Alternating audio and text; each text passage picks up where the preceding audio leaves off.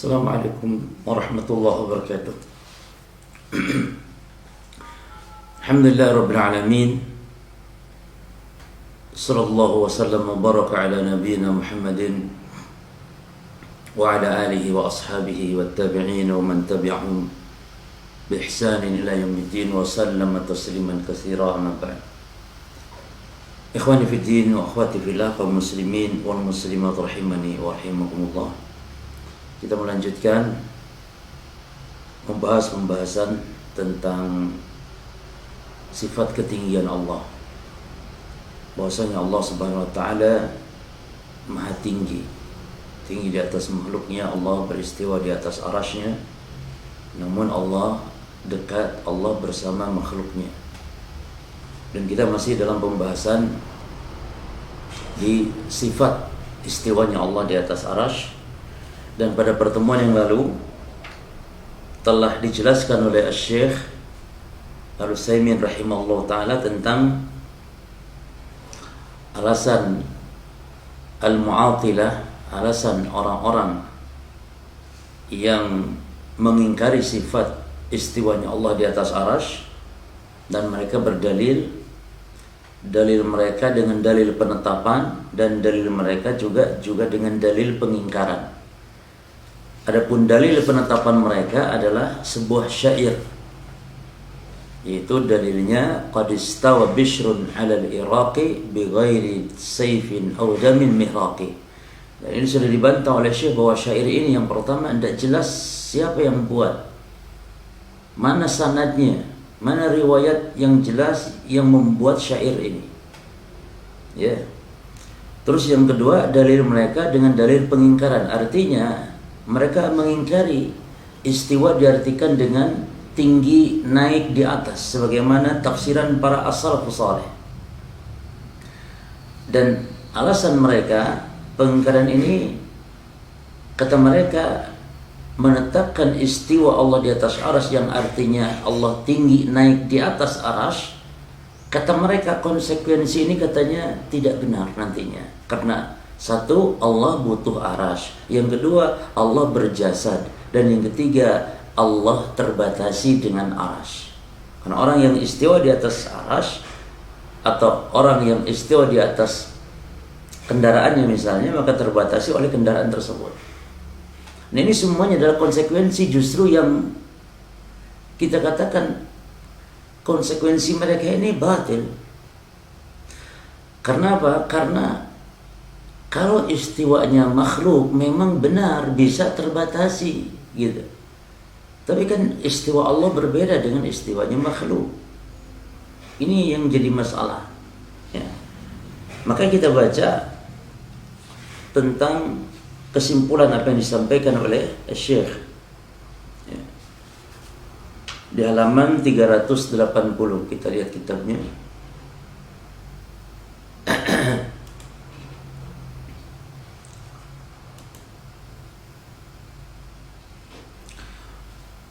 Berkata Syekh rahimahullah ta'ala halaman 380, ini kesimpulan ya. Wa khalasatu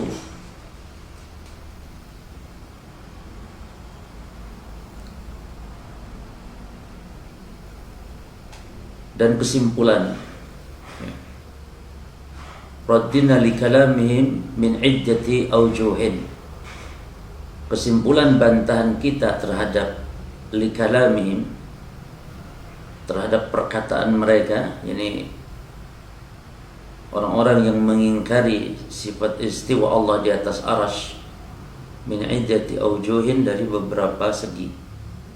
Al-awwal, segi yang pertama, anna qaulahum hadza mukhalifun li dhahirin nas.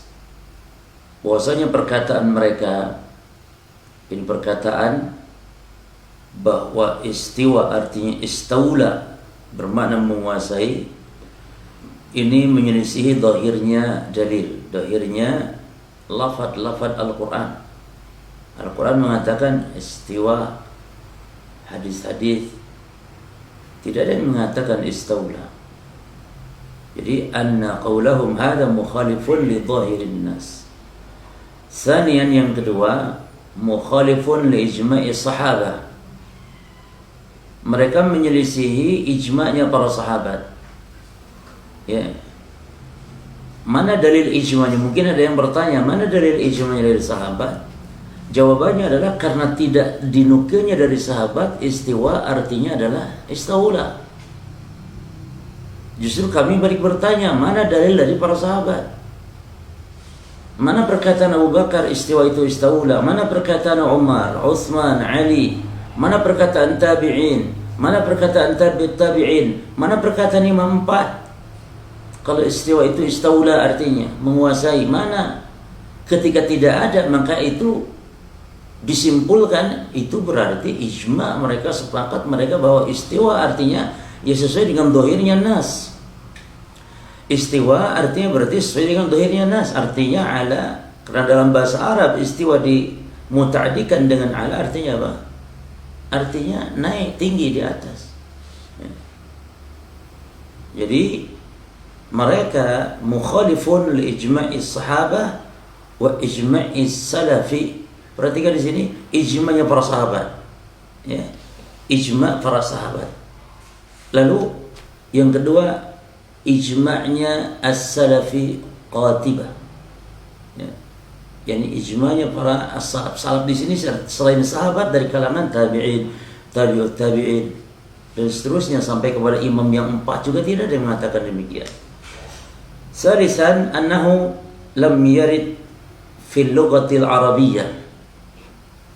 Yang ketiga, kesimpulannya bantahan kita atas mereka adalah bahwasanya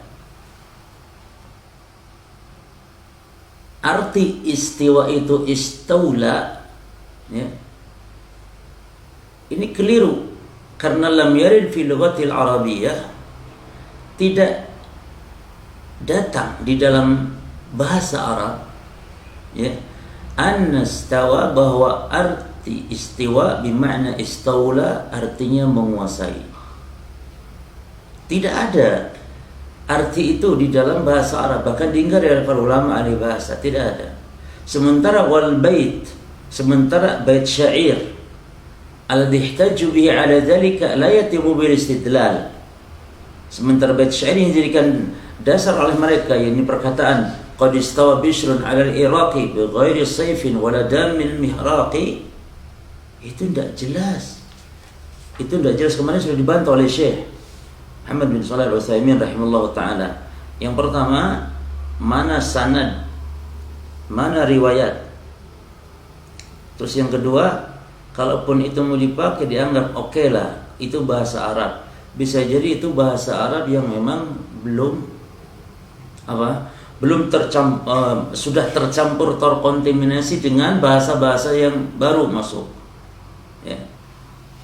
Cuman yang jelas dalil itu kan bukan dengan syair begitu, dengan Quran, dengan sunnah, dengan aqwal salaf. Ya, itu dalil. Ya. Jadi yang kedua ini, yang ketiga ini penting.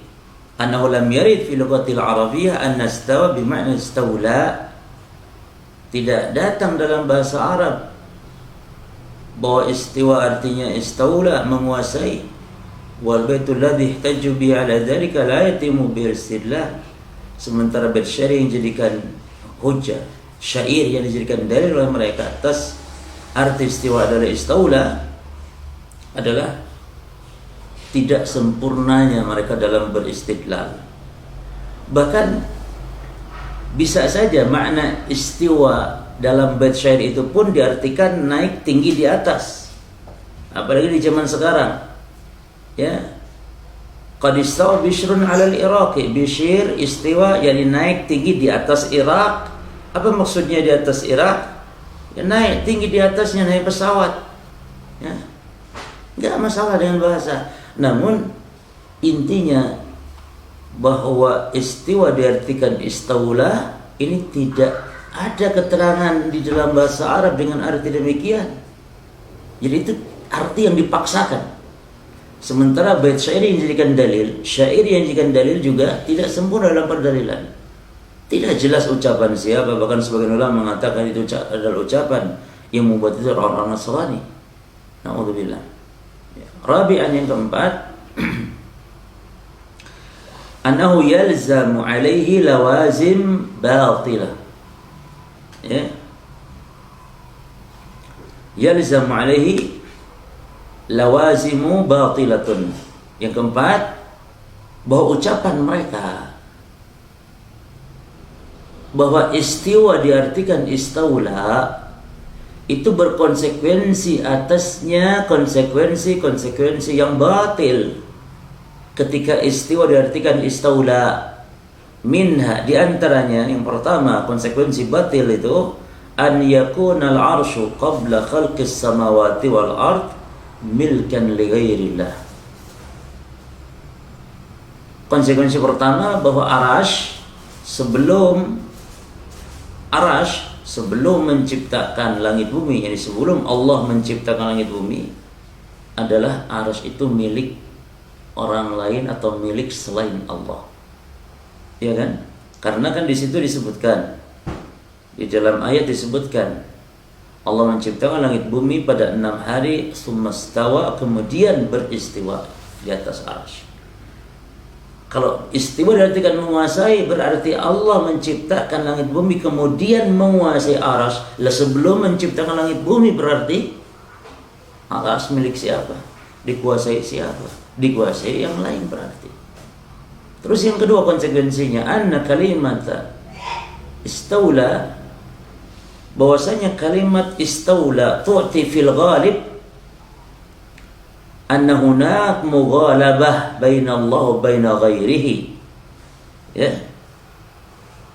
Kalimat istaula yang artinya menguasai itu memberikan arti secara umum bahwa di sana itu ada mughalabah. Artinya mughalabah ini ada yang mengalahkan. Ya, jadi ada seolah pertarungan antara Allah dan selain Allah. Fastawla alaihi wa ghalabahu, sehingga Allah menguasai dan Allah mengalahkan pesaingnya tersebut. Ini konsekuensi batil ketika mengartikan istiwa itu istaula. Baik. Yang ketiga konsekuensi batil mereka annahu yasihu an naqul ala za'mikum, bahwasanya bisa saja kita mengatakan sesuai dengan pengklaiman kalian, sesuai dengan apa yang kalian nyatakan, anallaha istawa 'alal ard. Kalau kalian mengatakan bahwa Allah beristiwa artinya Allah menguasai, maka bisa saja kita untuk mengatakan anallaha istawa 'alal ard, Allah beristiwa di atas bumi, karena Allah menguasai bumi kan. Allah menguasai bumi tidak menguasai bumi. Berarti kalau istiwa artinya menguasai, bisa saja Allah menguasai bumi. Wasyajari wal jibali wal insani wal ba'ir. Berarti bisa saja Allah beristiwa di atas syajar, pohon, di atas jibal, gunung, di atas insan. Karena Allah menguasai semua ini. Wal ba'ir, di atas onta juga. Siapa yang mengatakan demikian pada akhirnya?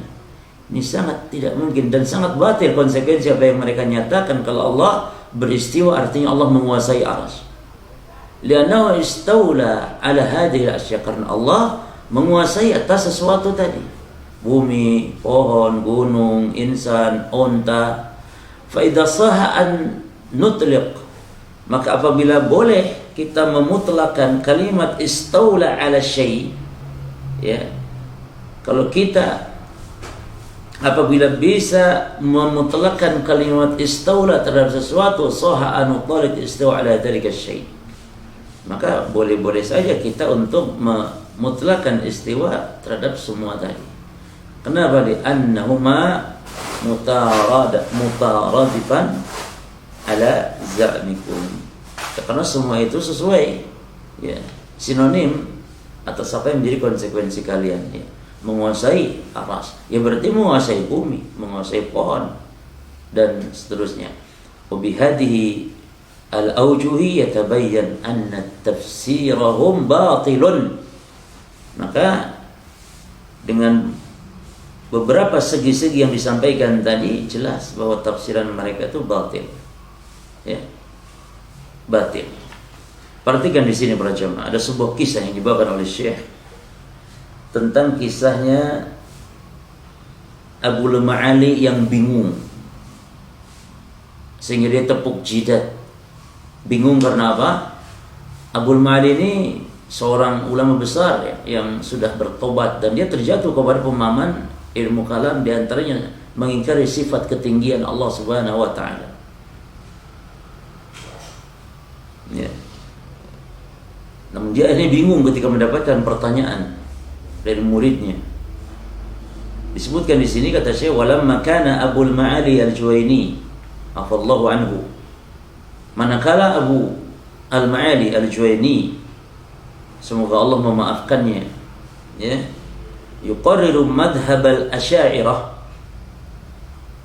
ketika dia itu menetapkan madhab Asy'ariyah menjadi madhab yang dianutnya dalam akidah, dalam penetapan sifat khususnya. Wa yunkiru istiwa Allahi 'ala al-'arsy, dan tentu sebagaimana Asy'ariyah mengingkari istiwa Allah di atas arsy. Jadi mereka mengatakan bukan istiwa di atas arsy Allah itu, tapi menguasai arsy.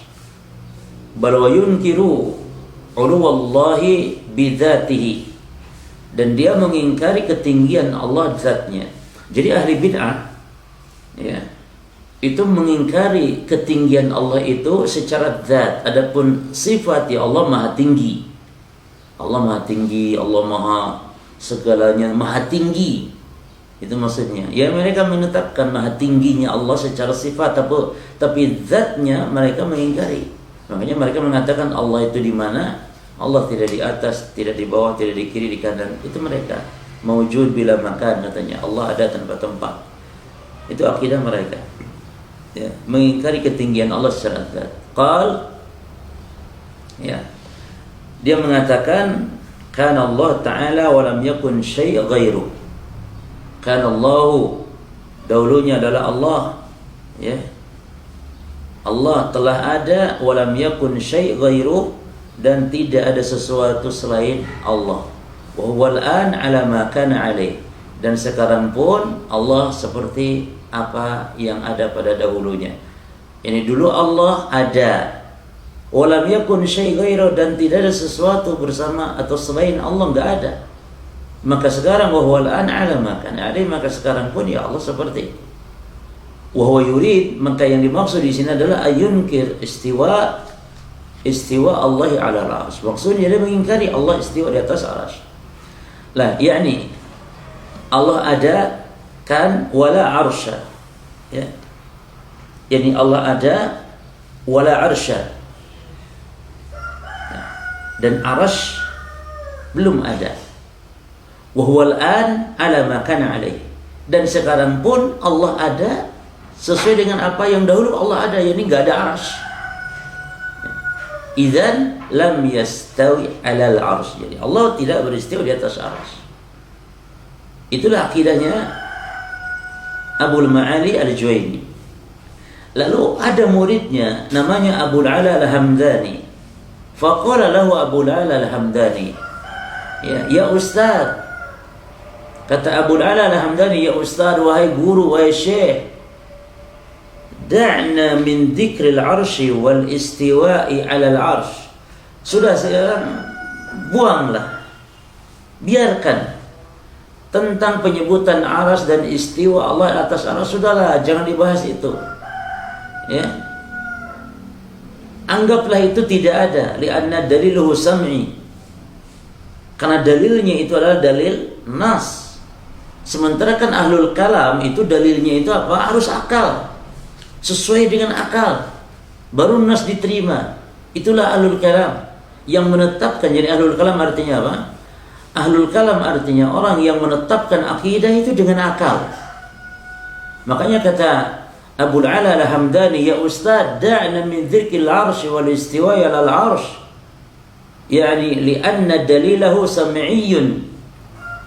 Wahai Ustaz, sudahlah, jangan bahas ini, jangan bahas aras dan istiwa di atas aras, karena itu dalilnya dalil sam'i yang kau mungkin tidak terima karena tidak masuk akal. Sekarang walaula anna Allah akhbarana bihi ma 'alimnahu, kata dia, karena seandainya kalau Allah tidak memberitahukan kita dalam Quran, maka kita tidak tahu Allah istiwa di mana. Allah istiwa di atas aras karena kita tahu itu dari Quran. Namun sekarang kata siapa? Abul Ala, ya, kata Abul Ala sekarang,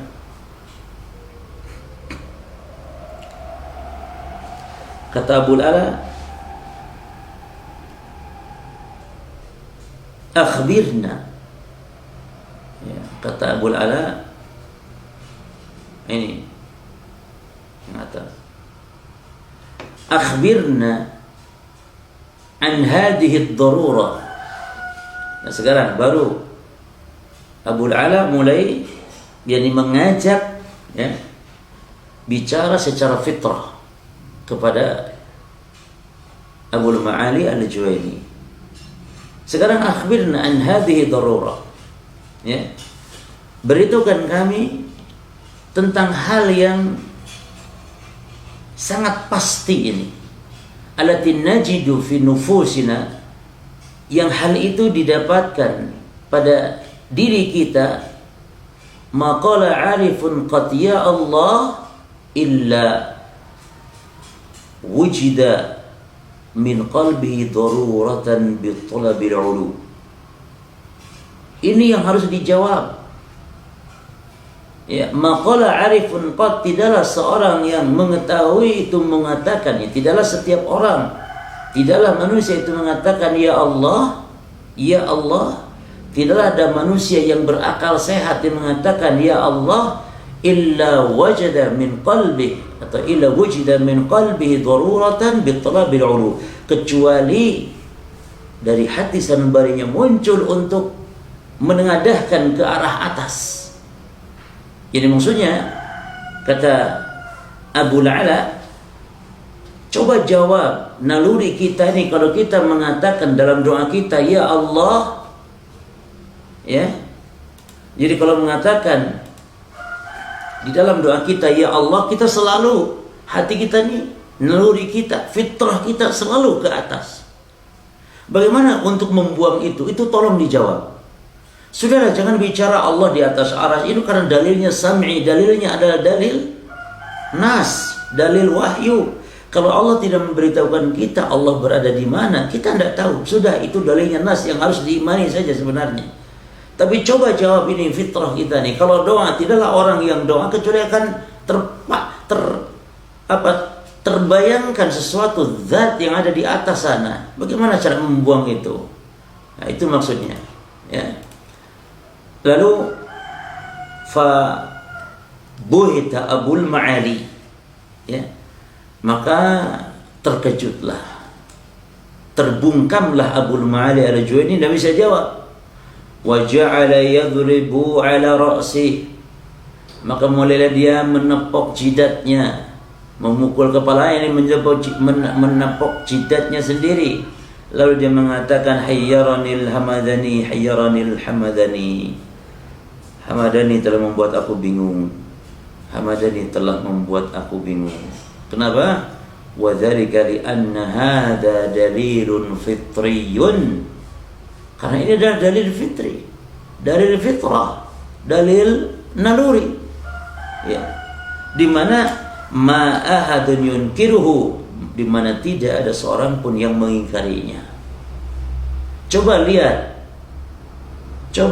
ceramah-ceramah mereka yang mengatakan bahwasanya Allah tidak berada di atas arsy, Allah tidak beristiwa di atas arsy, Allah tidak berada di atas langit. Mereka ingkari ketinggian Allah, namun ketika mereka jari telunjuknya mengatakan Allah, itu tanpa sadar, refleks mereka mengatakan, menunjuk ke arah atas sana. Kita hanya Allah, kita hanya Allah, Allah di atas. Kenapa enggak? Kita hanya Allah. Karena kan mereka mengatakan Allah di mana-mana misalnya. Kenapa? Hanya Allah, muter di mana-mana. Tapi Allah, saya terserah yang di atas. Hatta orang kafir sering ngomong begitu. Kalau saya isi terserah yang di atas, katanya. Siapa yang di atas? Tuhan yang di atas itu. Karena naluri mengatakan kalau Tuhan itu mesti di atas. Naluri. Coba bocah kecil, anak kecil yang fitrahnya belum rusak. Kecuali kalau anak kecil itu sudah dijejali dengan pemahaman rusak tentang Allah di mana-mana. Coba yang masih fitrah, yang masih murni fitrahnya, anak kecil tanya, nah, Allah itu di mana? dia akan mengatakan di atas, karena itu fitrah, naluri. Ya. Baik. Selesai pembahasan yang pertama, penyebutan istiwa Allah di atas arsy. Sebagaimana disebutkan di awal bahwa penyebutan istiwa Allah di atas arsy itu ada di 7 tempat dalam Al-Quran. Sekarang al-mawdi'us tsani, ya, atau mungkin cukup insyaallah kita lanjutkan, atau nama apa kita baca yang al-mawdi'us tsani. Baik, di tempat yang kedua fi surah Yunus, fi surati Yunus. Ya.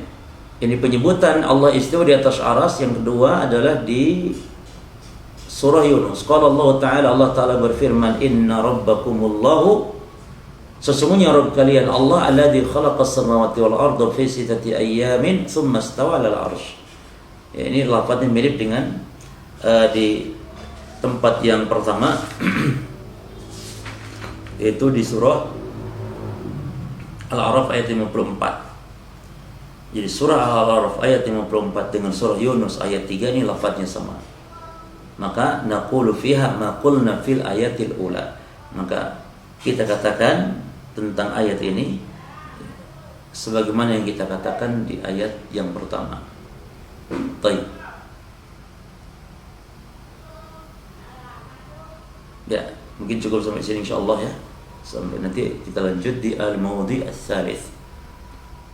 Ya, tempat yang ketiga. Wallahu a'lam.